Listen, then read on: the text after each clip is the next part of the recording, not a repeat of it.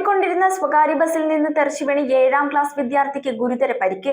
ചെറായി സ്വദേശിയായ സായന്തിനാണ് പരിക്കേറ്റത്. സ്റ്റോപ്പിലെത്തുന്നതിന് മുമ്പ് ബസിന്റെ വാതിൽ തുറന്നതാണ് അപകടത്തിന് കാരണമായത്. അപകടശേഷം വിദ്യാർത്ഥിയെ ആശുപത്രിയിൽ എത്തിക്കാതെ കടന്നുകളഞ്ഞ ബസ് ജീവനക്കാർക്കെതിരെ ബന്ധുക്കൾ മുനമ്പം പോലീസിൽ പരാതി നൽകി.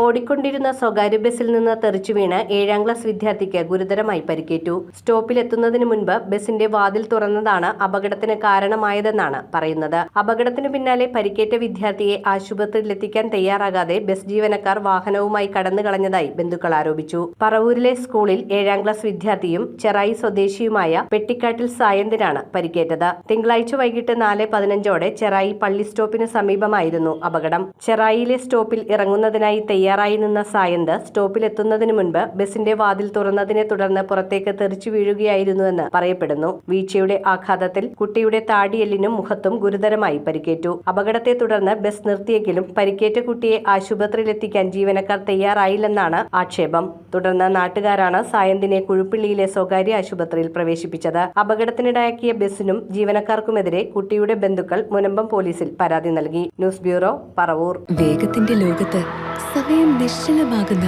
ഒരു സ്ഥലമുണ്ട്. അവിടെ ഓർമ്മകൾ ജനിക്കുന്നു. പുനരാവിഷ്കരിക്കാൻ കഴിയാത്ത സുവർണ നിമിഷങ്ങൾ സമ്മാനിക്കുന്ന ഒരിടം. ഞങ്ങൾക്കറിയാം നിങ്ങളുടെ ഓരോ നിമിഷവും എത്ര വിലപ്പെട്ടതാണെന്ന്. Vijaya's Fuji colour lab, north Paravur.